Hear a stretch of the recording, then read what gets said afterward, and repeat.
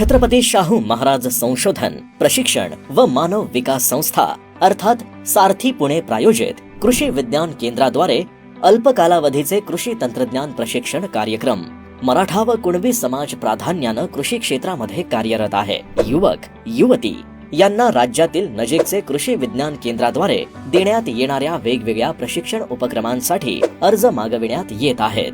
महाराष्ट्रामध्ये कृषी व कृषी संलग्नित आधुनिक तंत्रज्ञानाचा वापर वाढावा हा या योजनेमागील हेतू आहे.